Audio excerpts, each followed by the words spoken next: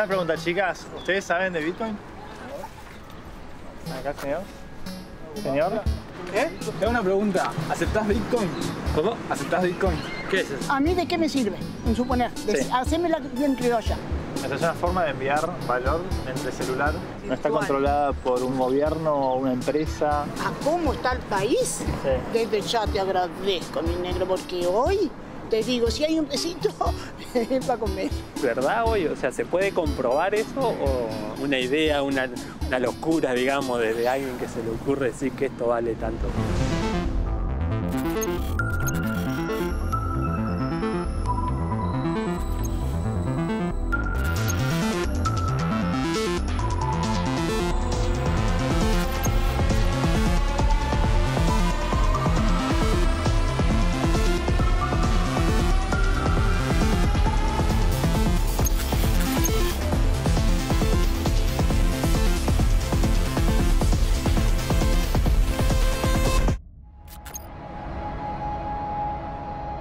We are in the midst of a serious financial crisis. Major financial institutions have teetered on the edge of collapse, and some have failed. In the Asia market, Asian investors remain cautious today, with many waiting for fresh news on a U.S. government-proposed $700 billion bailout for the ailing financial sector. Over 60 people were arrested in New York this morning during demonstrations marking the one-year anniversary of the Occupy Wall Street movement. It was in the aftermath of this economic crisis that on October 31st, 2008, a link to a technical paper appeared on an obscure online mailing list. The paper proposed a radical new form of electronic money. It was to be called Bitcoin, and it would be distributed over a decentralized network. Its creator was a mysterious figure who went by the name of Satoshi Nakamoto. Satoshi Nakamoto is the guy that invented Bitcoin. We don't really know who he is. Maybe he's a guy, a girl, a group of people, we don't know. He created the software that implements the idea of the paper. And in the end of 2010, when the community got bigger enough to the project to stay without him, it totally disappeared from everywhere. Some people claim that he's from the CIA. Some other crazy people say he's from the Illuminati. Some other people say it's like aliens technology or it's the artificial intelligence from the future, who knows? But because it's amazing how one human being can come up with such a brilliant idea. It is a hard problem to solve. Traditionally, I send you money through a bank, so the bank is a trusted entity. If I give money to the bank and the bank gives you money, then you trust that the money you receive because you trust the bank. You don't trust me, right? So if we take away the bank, how do you trust that I've given you money when software and data and files can be copied? A digital cash electronic system, a way to transfer value through the internet that doesn't have a government or an enterprise or a foundation controlling this technology. Bitcoin is run by the people. From Latin America to Asia, Bitcoin began to appear across the world. Within a year of its creation, it had become a global movement. The dream was to create a new virtual world where money would flow as freely as information.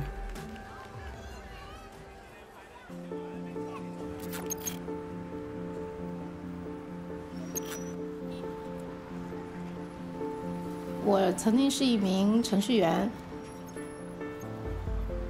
对于一个女生来说，工作了大概7、8年的时间，然后待遇也不错。其实是对于很多人来说，我去到这样一个小众的行业，对于很多人是都不理解的。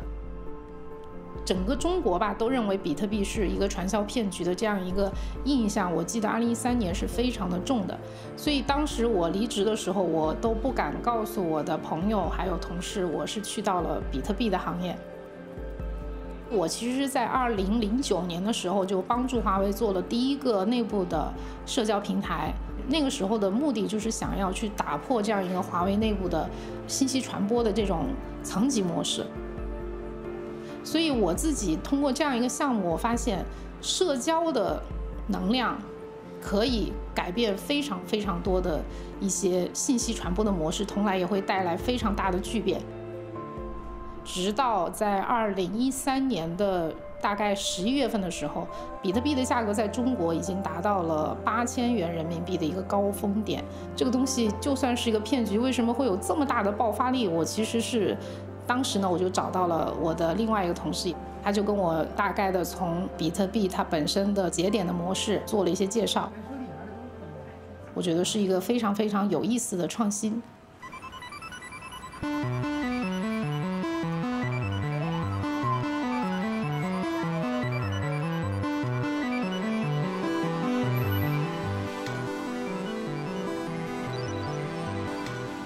我早期是在来自中国的江西一个农村。农村的时候，家里是没有电话的。你要想把你的声音传到别的地方去，或者说你要想跟一个北京人做交流，那是很难很难的。可是后面有了互联网，就完全不一样了。学完大学毕业之后就去北京上班。当时做完机械设计做了很多年，觉得意义不大这个工作，然后就放弃了。然后放弃了之后呢，就从北京回到我江西找一个方向。我说我后半辈子该干啥？然后就找到了比特币这东西。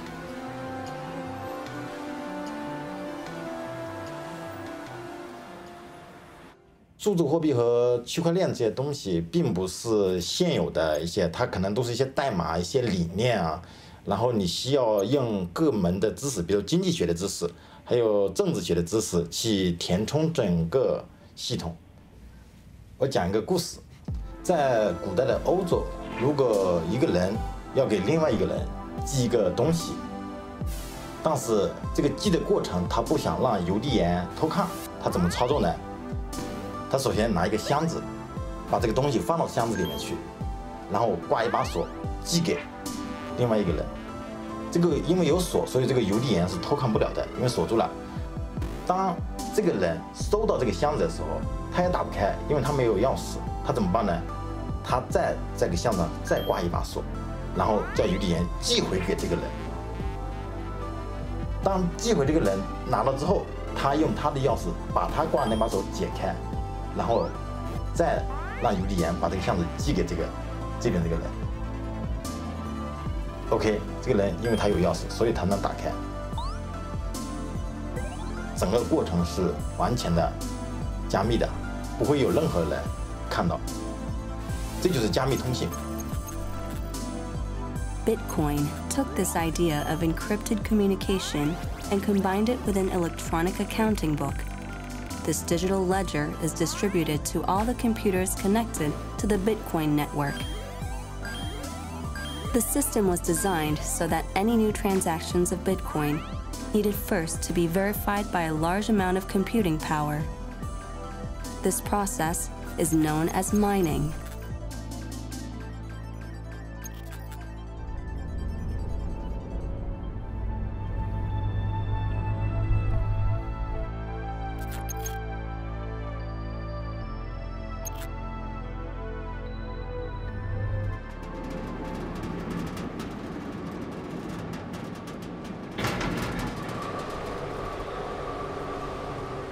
Aquí vamos a explicarles y enseñarles la pequeña mina que tenemos en funcionamiento en este momento.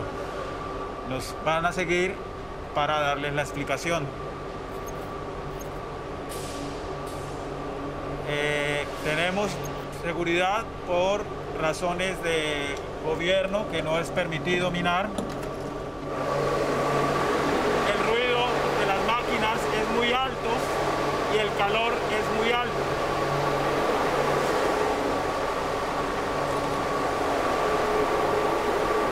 Tenemos aproximadamente 50 máquinas en producción las 24 horas continuas. Ellas generan una mínima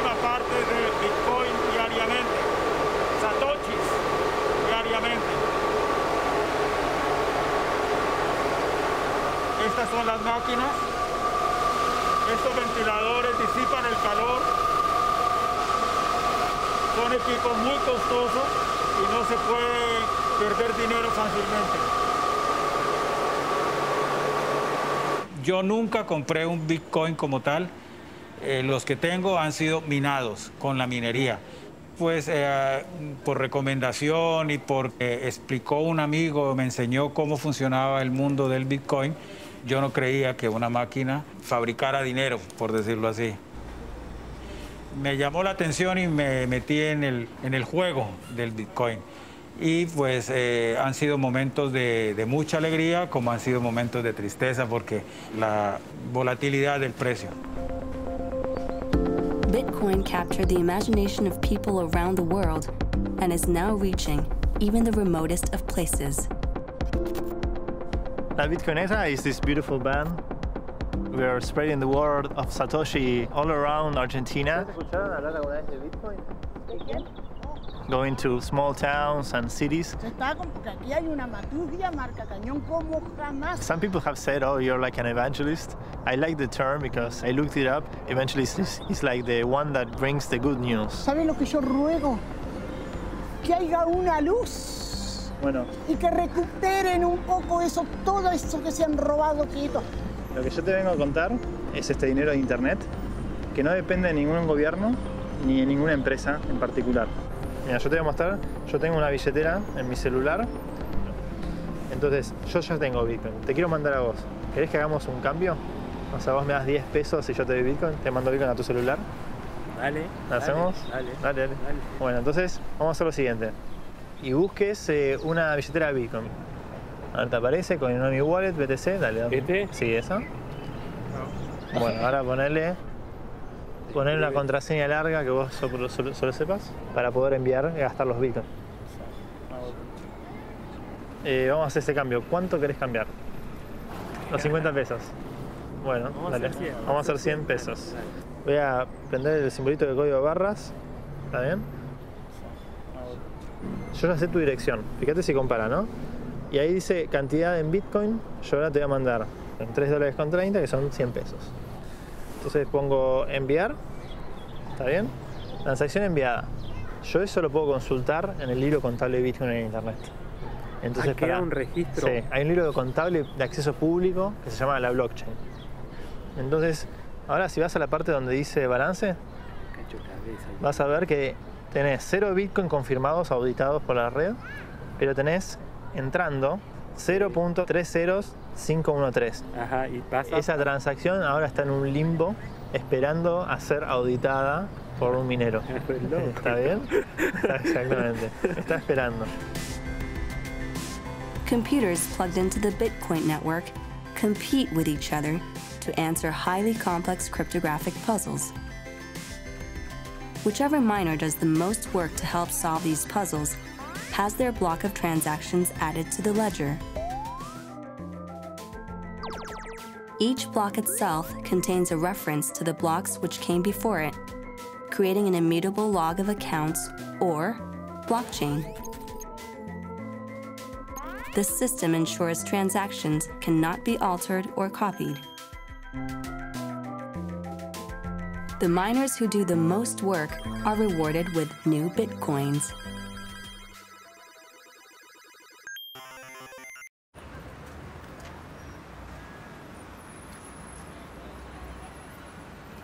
那时候是信息超过，因为互联网的存在，跨越了国界，是因为有比特币的存在，让支付、让价值交换这回事情可以完全无障碍的。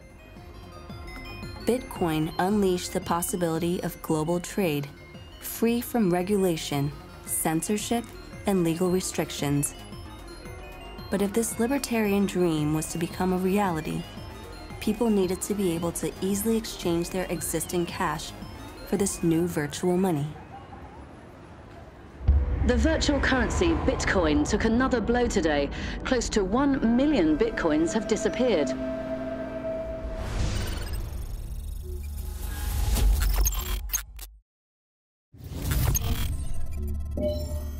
After I heard about Bitcoin, I got so excited about it, I had to read everything I could possibly find about it. And I went on, I guess, a Bitcoin binge that lasted for about a week, and I got so sick from lack of sleep, I had to call a friend of mine and ask him to drive me to the hospital. And they gave me some sort of sedative, and I passed out for, I don't know, 18 hours or something, and slept a lot.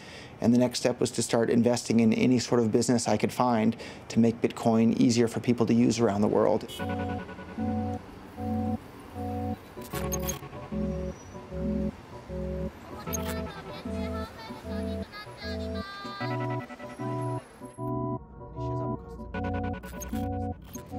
I think it was just good luck that I wound up in Japan.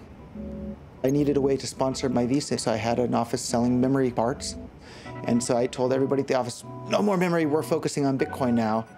So one of my guys translated the entire Bitcoin white paper, and then we had him translate the entire Bitcoin website into Japanese. So we basically helped bring Bitcoin to Japan. Do you have a Bitcoin Cash wallet yet? So the money literally went directly from my phone to your phone. You didn't give your name, you didn't give your email, you didn't give your tax ID number. It works anywhere in the world that has the internet. I received my first Bitcoin ever from what was called a Bitcoin faucet. When they didn't have much value at all, it was giving maybe a 10 cents worth of Bitcoin to people.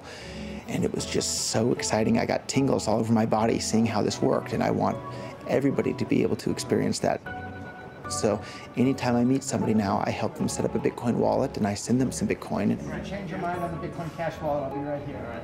In 2011 and 2012 and even 2013, traditional VC firms weren't interested in the space at all, but I knew, there was no doubt in my mind, I knew people were going to start using it as money. And here it is. The science fiction future is becoming real.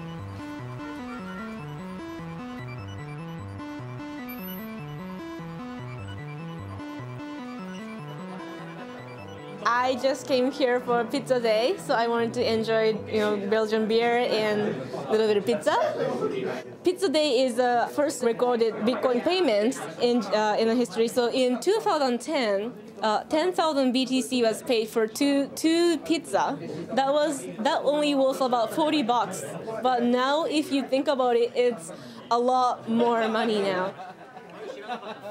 日本で初めてこの仮想通貨の決済のこのサンタロヌーところでピザを食べに来ました。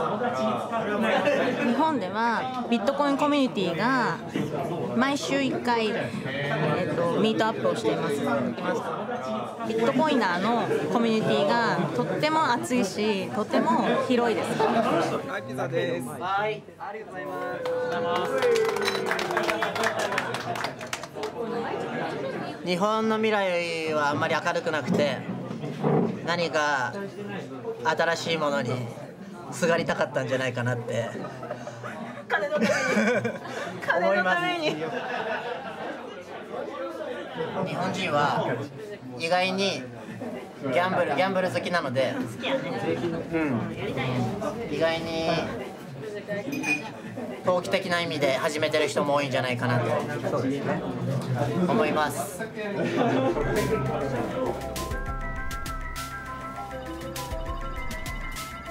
The first Bitcoin exchange in the world operated out of Tokyo from 2011 onwards. It was called Mt. Gox and allowed its users to buy and sell Bitcoin online.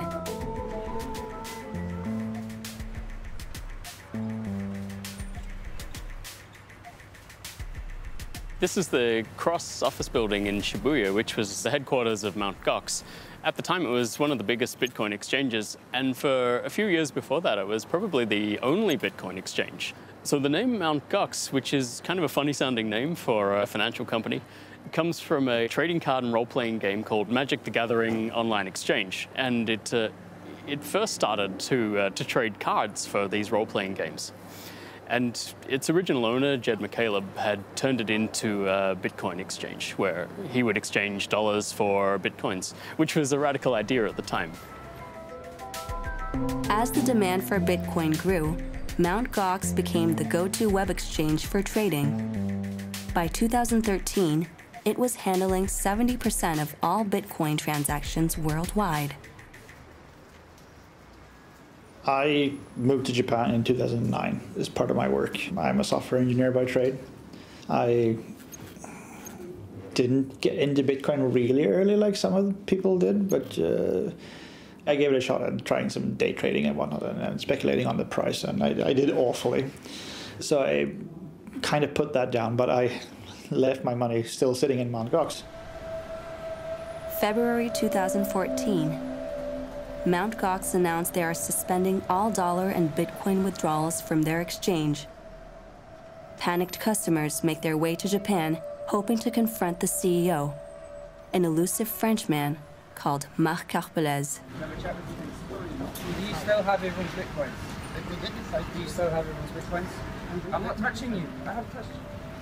So, do you still have everyone's Bitcoins? At the time, no one really considered that they wouldn't be able to ever get the Bitcoins out. You know, they really thought that the exchange was going to shut down for a couple of weeks. Then they'd figure something out, everything would open back up, and everything maybe not go back to normal, but at least they would get their money back. Within weeks, the Mt. Gox website went offline. A leak from inside the company revealed the exchange was insolvent, having lost over 700,000 Bitcoins. There was no news or information coming out of Mt. Gox or from authorities or anything about what had actually happened. So I started poking around and wanted answers. Every transaction that is done on Bitcoin ever is recorded in the blockchain. And I basically realized, oh my God, I'm going to have to pretty much write my own software to trace this. Turns out that, lo and behold, a total of some 600,000 Bitcoins were moved to a set of different Bitcoin wallets that turned out to be the thief. Sometime during autumn 2011, someone gets a copy of Mt. Gox's private keys. And that's the one thing you can't lose if you're in Bitcoin. If someone else has your private keys, they can spend your money. Still don't know who the thief is exactly, but people have been able to identify who laundered the money at least. Following a 3-year investigation by the U.S. Justice Department, a Russian man named Alexander Vinnik was arrested in northern Greece. Vinnik was alleged to have washed the stolen money from Mt. Gox as part of a money laundering racket worth $4 billion US. For anybody that was around in those days, it's like another story out of a science fiction novel, and they stole, what, like $500 million worth of other people's Bitcoins? I hope it'll be a learning lesson for the world that unless you're actively trading with your Bitcoin, you should hold them in a wallet in which you hold the funds yourself. So people should understand the difference between a Bitcoin bank and a Bitcoin wallet. Very, very important distinction, so you can avoid bad things like Mt. Gox happening to you in the future. その時にこのマウントコックス事件の背景にあるビットコイン、そしてそれは仮想通貨、こうした政策について日本ではどうしたらいいのかということが決まっていなかった。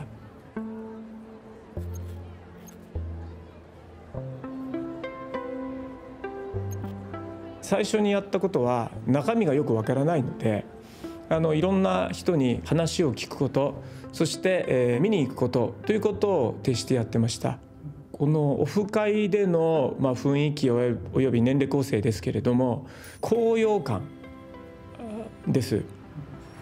これがインターネットの発明に次ぐような大きなテクノロジーの進化につながるのかなというのが僕の第一印象で、仮想通貨の政策を推進をしていく大きなポイントは消費者をしっかりと保護する。この新しいテクノロジーをリスクを抱えても応援していくということ、この政策を作っていく上での基本的な考え方です。そして日本はそこに入っていかない限り、人口減少社会の日本が大きな経済を作ることはもはや不可能だというふうに思っています。Despite Mt. Gox, the Japanese government have embraced cryptocurrency and now recognize Bitcoin as an official payment method. Cryptocurrency exchanges are now licensed and must have proper security measures in place to prevent cyber attacks and the theft of customer funds. I've heard there are over 15 licensed exchanges now, and probably a lot of others in line to get licenses as soon as they can.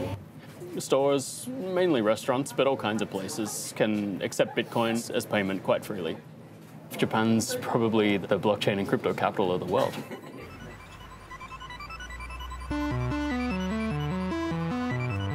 Today in Japan, cryptocurrency is used legally as both an investment asset and in daily life as a way to buy pizzas, drinks, and consumer goods. But cryptocurrency also has a reputation for illegal uses.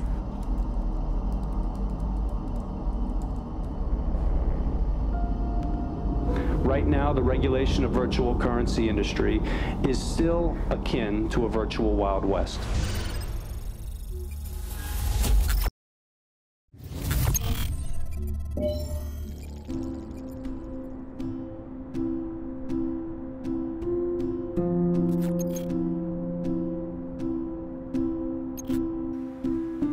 I'm the co-founder of BTCC, previously known as BTC China. So we were the very first Bitcoin exchange in China, and I've been living in China for the last 12 years. I got into Bitcoin myself in 2011, way back. It seems like so long ago now. It was actually my younger brother, Charlie Lee. He introduced Bitcoin to me. Previously, we were both investors in gold, so we both appreciated the idea that gold has value. From a very young age, we remember stories of my grandparents. I think it was 1949 when they actually fled to Hong Kong, and all they had with them were just their hand luggage, and then they carried some gold and silver sewn into secret compartments of my grandfather's clothing. So by learning about Bitcoin, we were asking, can something digital have value? It's a new model of ownership. The idea is that I can own something of value. Not just $1, but hundreds of dollars, or even millions of dollars potentially, but own it by virtue of me knowing the information, knowing the private key, knowing that password. For the first time, money is digitized. The invention of Bitcoin gave the world its first truly global currency. Suddenly, the ability to buy and sell goods across the world was accessible to anyone who had the know-how. But almost immediately, in an area of the internet known as the dark web, marketplaces began to appear, offering illegal goods and services. One of the most famous of these was called Silk Road, which came online in February 2011. Silk Road was a website where people could sell drugs or products or services that were vice-like in the sense that if they tried to sell them on eBay or Amazon, they'd get caught out and probably arrested. And it allowed people who visited the site to avoid being tracked by public servants, the police, the FBI. It eventually amassed quite a number of sellers and buyers who were coming on the site to buy marijuana, to buy cocaine, to buy guns, to buy all manner of things.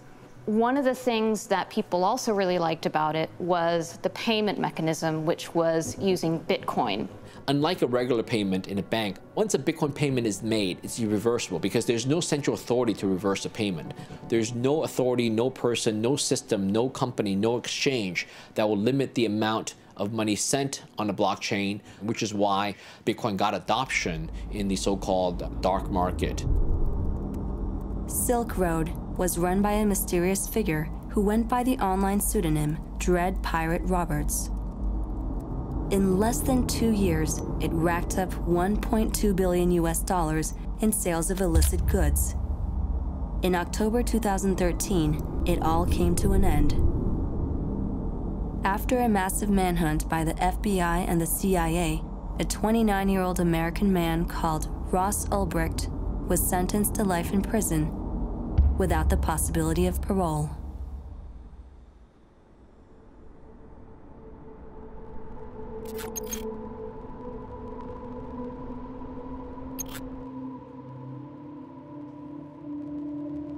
El anonimato es porque nos dedicamos a perseguir a organizaciones criminales transnacionales,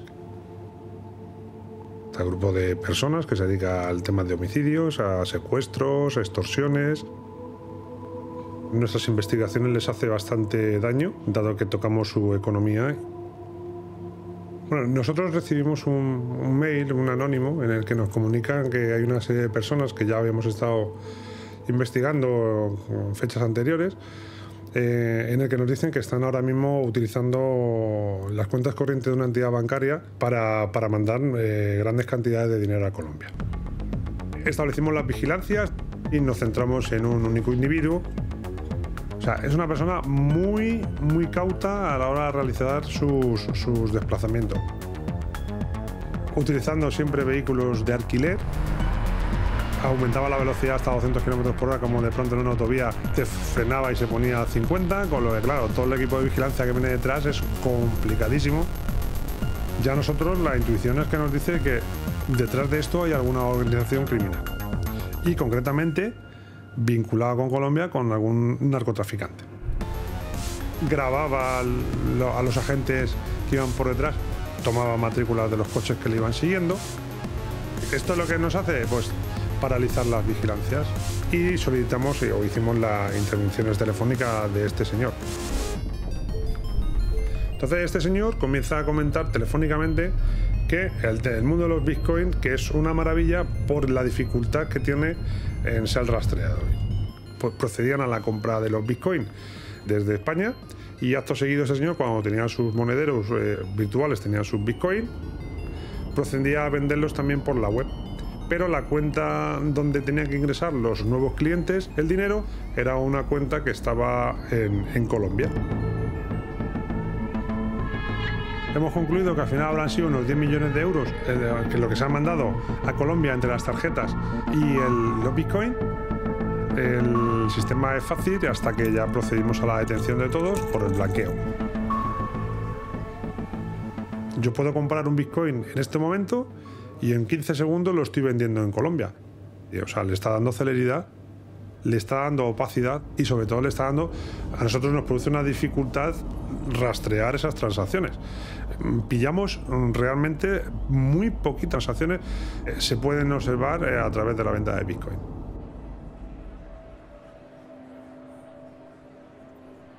Illegal activity was actually the foundation of Bitcoin, and it was thanks to illegal activity that Bitcoin got used so much, and it got used in the mainstream. You could say that for a lot of other types of technology. For example, VHS.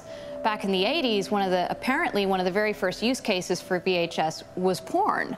And once people started using it for porn, then people started using it for other things as well. And so these vice-like services, often with new technology, are the ones that are driving adoption. While some people have turned to cryptocurrency as a way to evade the law, others, and even governments, are turning to it for a very different reason, as a way to survive.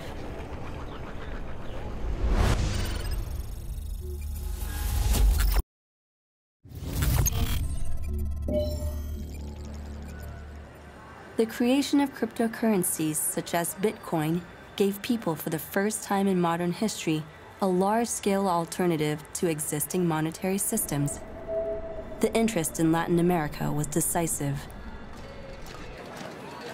For decade after decade, countries across the continent have endured one economic crisis after another.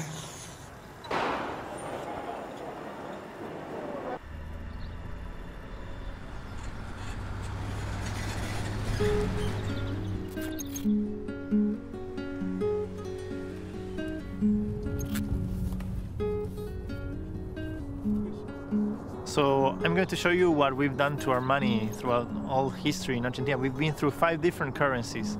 The first one was called Peso Moneda Nacional. We changed it for Peso Ley. You had to have 100 of these to get one of these. But then came the worst one of all.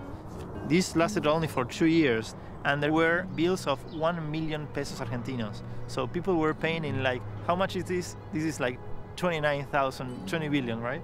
And then in 85, you had to have 10,000 pesos of these to get 1 Austral. 7 years later, we changed to this peso, which is the one that we have right now. But we had a bank run. People went to the banks to ask for the money wasn't there. And since 2002, we've been through an inflation. So at one point, this was worth $100. Now it's only worth $3.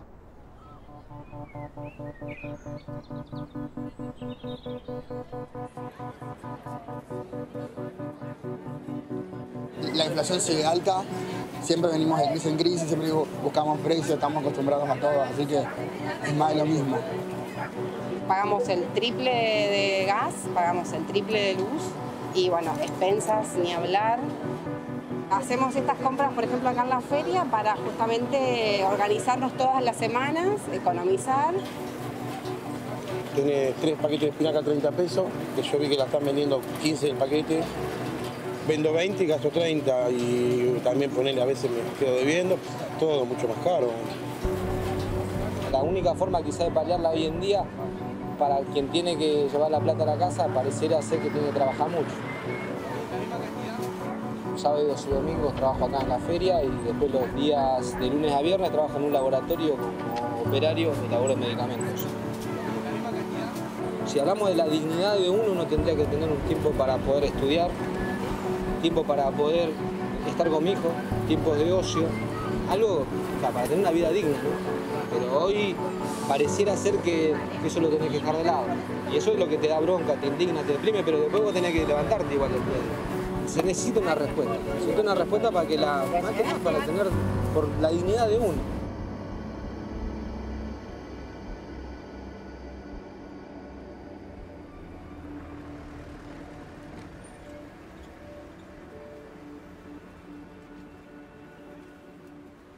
Es una base de datos que tiene la particularidad de que solo se puede dar de alta información. No se puede borrar, no se puede modificar. ¿Está bien?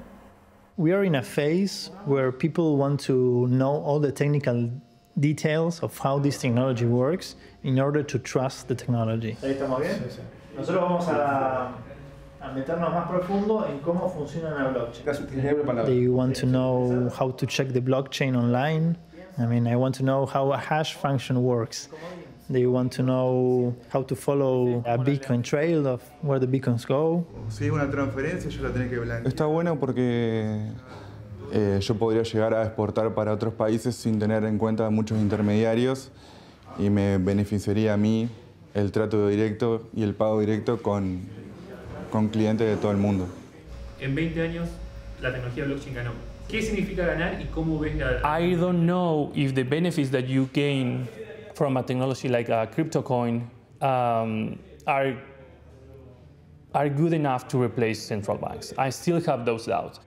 What is going to happen, I think, is that you're going to change a different system for a new system that you still don't know what are going to be the ramifications when this new system goes mainstream. Haces clic ahí y te va a llevar a un sitio web de la blockchain. Ahí recibido. Ahí ya tiene una y creo que hay grandes cambios en la parte económica que yo creo que el día de mañana, digamos, va a tender a desaparecer, digamos, la moneda papel y va a empezar a utilizarse toda esta moneda digital, digamos.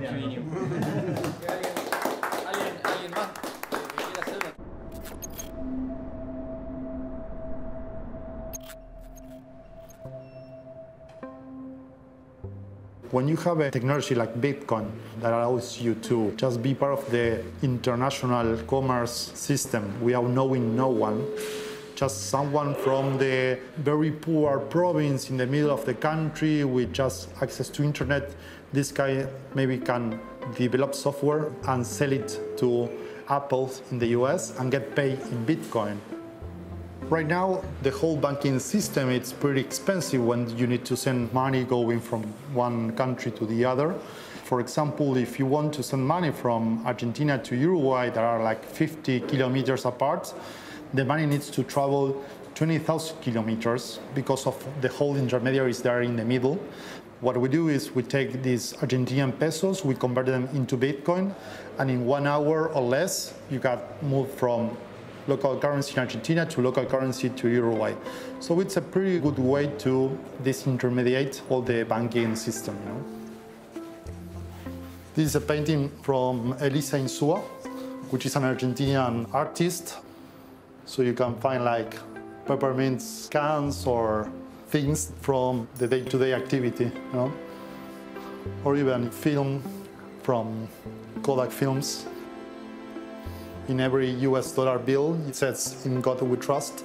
We changed that to "In God we trust." It's our motto in terms of BitX.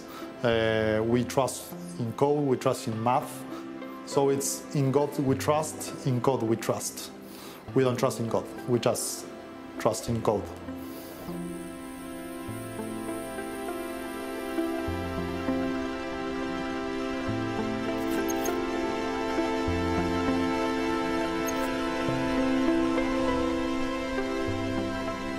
América Latina, blockchain y las criptomonedas llegaron en el mismo ferrocarril que ha llegado a cualquier parte del mundo, dada la democratización que tiene esta tecnología y la capacidad de romper fronteras geográficas.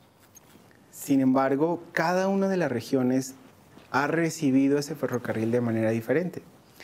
Y observemos que ahí hay una situación importante en el caso venezolano, pérdida del valor precisamente del bolívar por segundo prácticamente.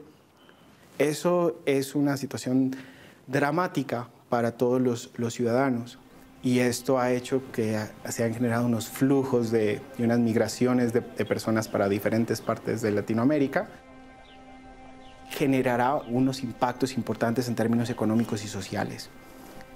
Pues efectivamente todos los ciudadanos están buscando refugios diferentes para poder subsistir.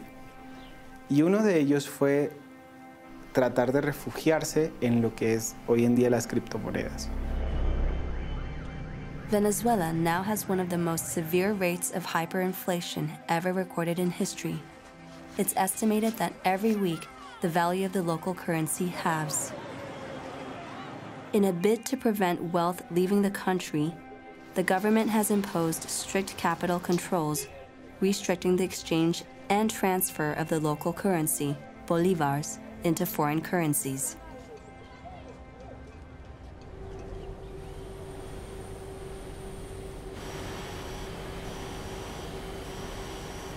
We are working in import and exporting from Hong Kong to Venezuela, generator stuff for selling in Venezuela. But when Venezuela start to fall down and the petroleum fall down the price, they put the policy of any dollar you need to fill thousands of formularios and they choose how much money they give to you, like 10,000, and later the government say, no, we only give 500. You need to pay the invoice for 10,000 and it's impossible. Then we start to look in a system to send money from Venezuela to China, and I discovered these magic things called Bitcoin. Then we start to look in more deep, and we discovered the mining Bitcoin.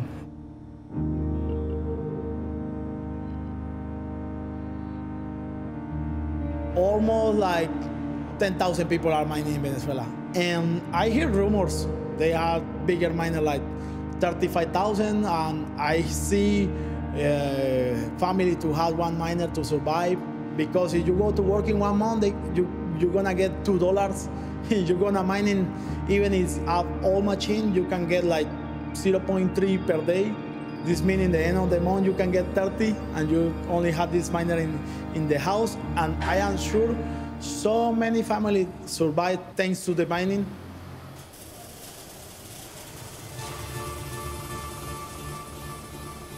Existen grandes industriales que sus negocios literalmente quebraron y pues tenían la infraestructura, tenían galpones que tenían electricidad que no la estaban usando, y para ellos fue fácil instalar grandes instalaciones de minería.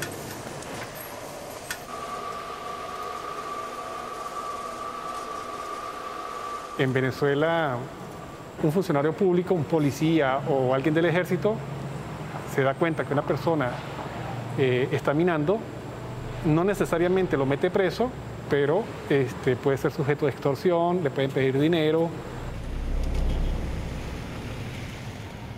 Although cryptocurrency mining isn't technically illegal in Venezuela, police have been arresting miners since early 2016, charging them with electricity theft, exchange fraud, cybercrime, and financing terrorism.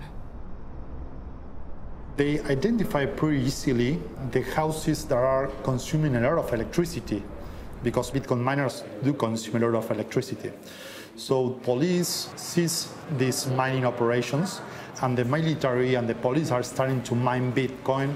And today, the Venezuelan government is starting to use Bitcoin to pay for food to send to Venezuela. So it's pretty crazy how Bitcoin can liberate you or even circumvent your own capital controls. Today, it's not only governments and people turning to cryptocurrencies, but also the very financial institutions they once threatened. While some in the banking sector continue to dismiss Bitcoin, more and more institutions are becoming interested in the technology behind it. Do you have a Bitcoin Cash wallet already? Of course. So we're at a conference made up traditionally of like investment banks and some regulatory board members and people in traditional finance, but here they are busy talking about cryptocurrencies. It's 80% finance, 20% technology. So moving on, I mean, cryptocurrency generally, it does receive its fair amount of criticism. But when we stand looking at the huge possibilities for blockchain technologies, the question is, and I'll start with Roger on this, is cryptocurrency a necessary part of that, or is it just a distraction? I think cryptocurrency was certainly the first killer app in regards to this, and I think it's going to continue to be the biggest, most popular use case of these technologies. And that's not to say that they won't be used for lots of other things, but think about it. Now we have a money that works in every single country across the planet. You don't have to give your name, you don't have to give your tax ID number, and it works for everyone, everywhere, regardless of where they were born or what color they are. And I'm sure lots of other things that are interesting will be done, but you know, money makes the world go round, and Bitcoin is well on its way to changing it and making the world go round even faster. As the crypto craze began to travel around the world, so-called alternative or altcoins began to pop up in different places, but none would surpass the attraction of the original. We got 15 grand Bitcoin. Man, we are going to the moon. By 2017, the Bitcoin phenomena had gone mainstream and the price began to rocket.